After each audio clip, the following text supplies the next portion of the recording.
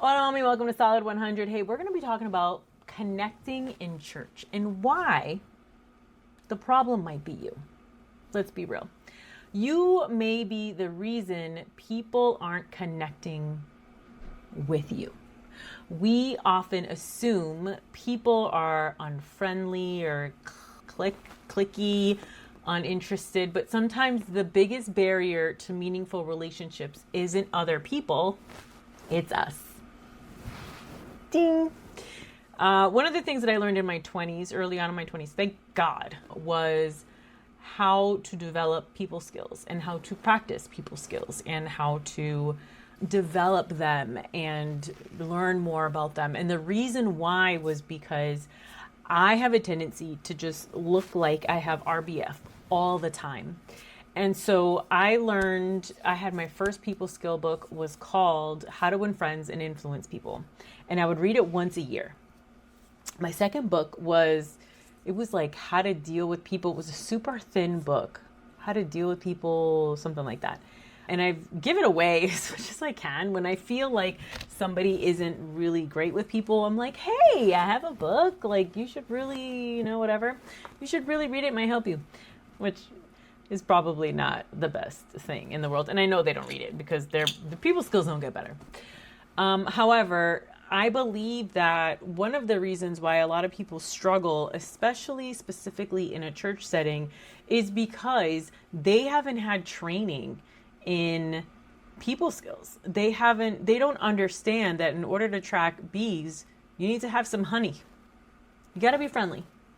And it feels like sometimes, if a room feels cold or if a conversation is awkward or every friendship feels one-sided, it may be time to honestly evaluate what you're bringing into the room. There's so many different things I can cover with this for people skills, but I managed to, early in my 20s, as I learned about people skills and practiced it and realized, my natural person inside is happy, but I kind of give off the vibe that I'm not happy. Like, I just have an RBF face all the time. And so I have to work extra hard at turning it on, when it's necessary. And, walking into a room and being, hey, everybody, how are you? Good to see you. I can do that easily. I've had a lot of practice doing that. Or smiling at people, one of the things, smiling, being friendly. Hey, how are you? Where are you from? And I've learned with all of these people skill books, How to Win Friends and Influence People. I read that once a year. And then another book, that other book I had talked about, I think it's called, I don't remember what it's called. How to Be Good with People. I think it was a Les Giblin book. And I've learned to cultivate these things and put them into practice. And so people will say, Lisette, some people, not everybody, because sometimes I can get in the mode of talking too much.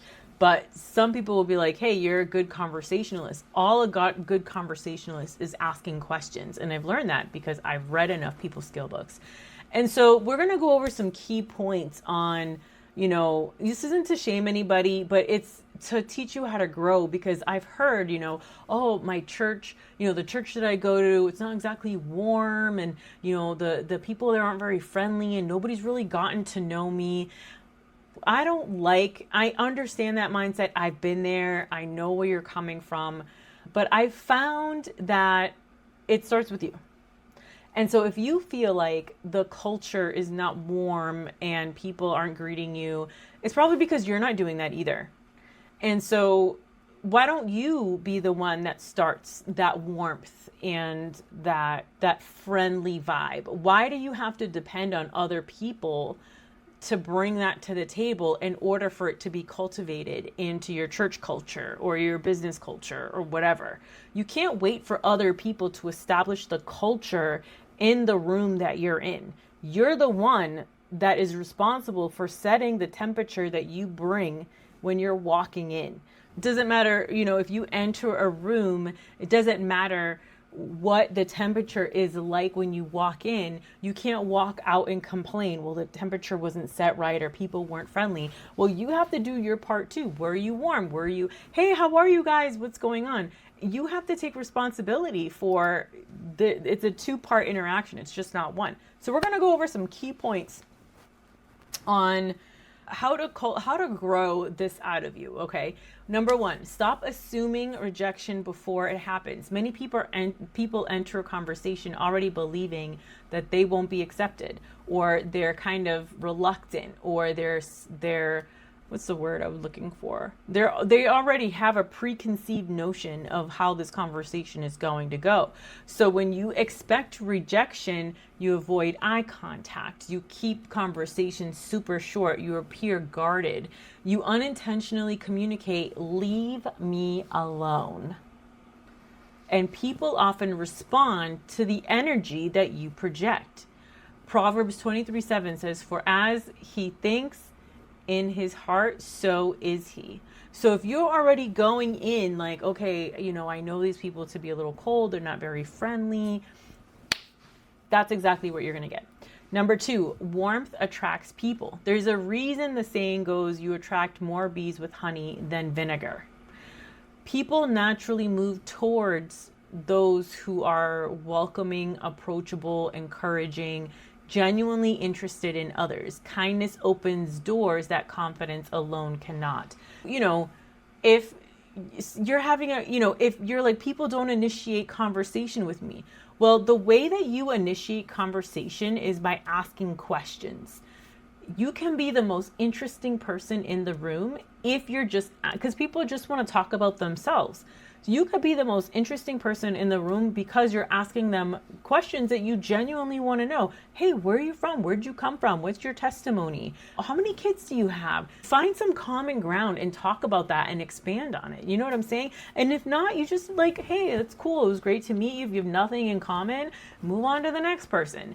It's not that hard. You're an adult. Stop making excuses. I didn't really like the vibe there. The people weren't really friendly. What do you mean? Were you friendly? Were you a vibe? Were you know what I'm saying? Like some people know me as being introverted and like, don't talk to me, get away from me. And that was like my initial personality. It was like, yo, get out of my face. And that's something that's cultivated in the Northeast. It's cultivated in Boston and in Puerto Rico. Puerto Rico, not so much, but like in Boston for sure. Like, get out of my face. They don't smile. They don't say good morning. None of that BS. And as I was learning about my personality and I was learning how to cultivate good people skills for business, I learned that these are skills that are vital for growth in any area of your life. And so I had to get really good asking questions, smiling in the mirror because it hurts my face to smile. And I learned how to turn it on. So I have like a meter. I can't be extroverted all day long, but I have a meter where like I have my time where I'm by myself. I'm with the Lord.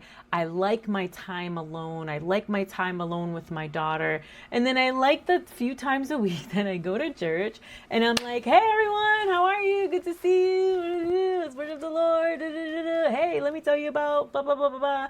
Hang out with the girls for a little bit and then go home and be quiet. And my battery is low. And so I know how to turn that light on, and then I know, okay, my battery is not that it's draining, but like, all right, I need some time alone so that I can recharge. And so a lot of people stay in that like, well, I don't really want to talk to anybody, and I don't really know anybody. You're an adult, you don't know anybody because you haven't met. Hi, I'm Lisette. I did it today. I was at church. Somebody said, oh, this is a guy from the media team. And I went, hi, I'm Lisette. Nice to meet you. How hard is that? It's not that hard. Do it, practice. It's not that hard to do. Proverbs 18:24, a man who has friends must himself be friendly. It's in the Bible. Friendship often begins with someone choosing to be friendly first. Stop waiting on other people to make friends. Go make your friends. Go practice. Go to Target one day and practice. Hey, good morning. Good morning. Good morning. with a smile. Good morning. How are you? Good morning. And just be friendly. Practice all day long. Good morning. And give genuine compliments out. Oh, I like your blue shirt. It's really cute. Oh, I like your dog. Can I touch it? Oh, I like your car. How much does it take to fill that up? It's really not that hard to make conversation. It's just friendly smile and asking questions. People genuinely they want to feel like people care about them enough to talk to them. Number 3, be interested before trying to be interesting. That's exactly what I've just been saying. Instead of wondering, do they like me? Ask, how can I learn about them? Ask questions. Listen well. I have a tendency, I learned this from my lady from my church. Her name is Miss Christie. And she's an etiquette professional. And so she talks to my daughter. Like when she looks at you, it's like she's looking into your soul. And Miss Christie I had to hound her for like 6 months to do an etiquette training for girls, like for little kids. So like they know what forks to use and all the whole thing. And it was fabulous. It was like an English tea time. It was wonderful. And so Miss Christie, when she looks at you, she looks into your soul and there's nobody else around. It's like everything melts away and Miss Christie is talking to you and she doesn't even blink. She's just zoned in on you, which is like, I love it. And one day she looks at Isabella and she goes, hey, Isabella, how was your weekend? And then she was quiet and she waited for her to respond.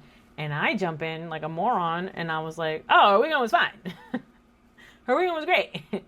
And she doesn't even look at me. She's like still on Isabella, waiting for her to respond because she asked Isabella. She didn't ask me. And so Isabella, I know she feels like she's included when she does that. Like she feels like a human because she's not relying on the response of mom. She's asking the human, the child, answer this question. And she's waiting for her patiently to answer despite her mother being over the top. So now I've learned when she asks Isabella a question, I don't say nothing. And now I'm trying to cultivate that same culture where if I'm asking my daughter a question, like I'm trying not to interrupt. I'm trying not to answer for people. I'm trying not to hurry up and answer for them. Like when they're trying to think of what they're going to say. Listen well. Remember names.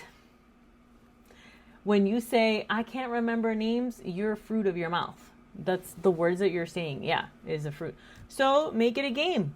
My name is Lisette. So or Lisette as in the States. And so when someone's like, what's your name? I'm like, and they're older, I go, it's Lisette. And they're like, Lisette. Okay, that's going to be, let me try and remember that. And I'm like, well, remember diskette, like the floppy diskette. And they're like, oh, okay. And then they remember my name. So like those are tools that you can use to remember other people's name. You know, for me, unfortunately, I use locations to to remember people. Like Amber, RTC. Okay, I know who Amber. Like I remember her name because she's from RTC. That's all that is. Celebrate others. When you are in the process, when you get to know people, you celebrate them, their wins. It's important to them. People remember how you made them feel. So like one of the things I want to make sure that I make people feel is happy when I'm around. So I crack a couple jokes. It's not that hard. You can think of some jokes that you can that you could do. I want them to feel good when I'm around and uplifted, not defeated or depressed or, whatever. It's nice to have a church community that I'm around where they're just so happy all the time. So it's really easy for me to be that way too. But when you're around, you want people to be like happy that you're around, not the other way around. Let nothing be done through selfish ambition or conceit, but in lowliness of mind, and let each other esteem others better than himself. Philippians 2:3-4. This is what honor is too, because, and maybe I'll do I think I've done a show on honor before where the way that you make people feel or bring them honor is by doing 3 things. Number 1, doing things without ask to be done. Number 2, doing it with excellence to the best of your ability. And number 3, treating people as special or like higher than yourself. And so when you exercise honor, you don't have to really go after obedience. Obedience is like a part of that.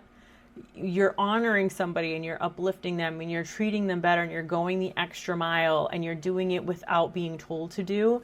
That is the ultimate honor towards other people.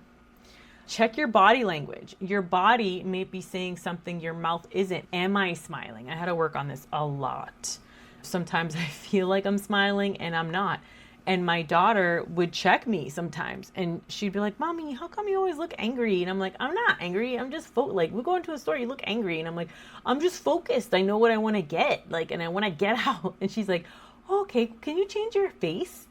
Yeah, thank you for asking.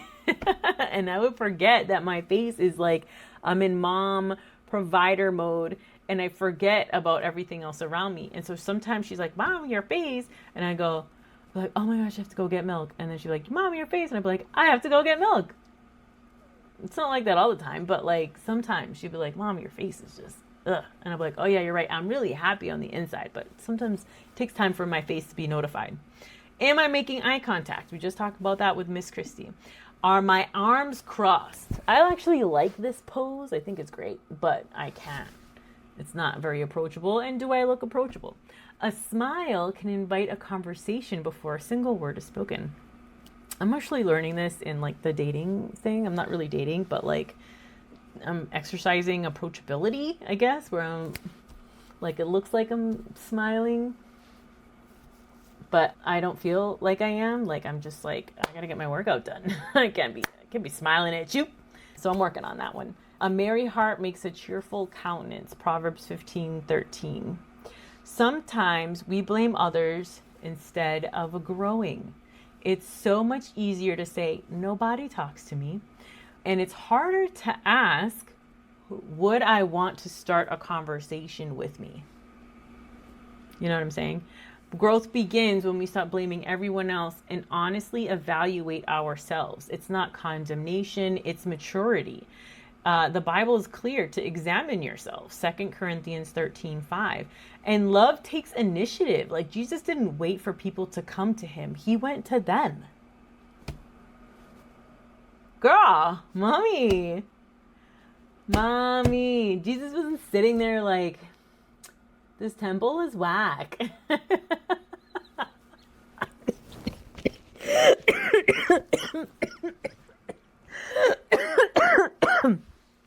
Meow.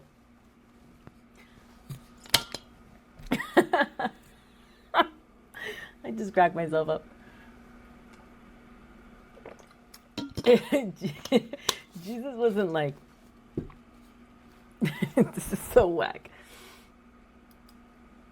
Jesus was never, he wasn't like, yo, let me fix my hair real quick. Because this is, I don't know, I never know what I look like because I switched the screens for my notes. And I don't want to know because look, it's like almost 11. Oh, it's 11. And I look like this. I'm crazy. Jesus was never like, yo, this temple's mid. I'm not going to get to know anybody here. If people want healing, they need to come to me, for healing. I'm not about that life. I can't make friends. He didn't do that. When he went to go get his disciples, he actually went to go get his disciples. Nobody actually went to him, I don't think, and was like, Rabbi, can I be a student?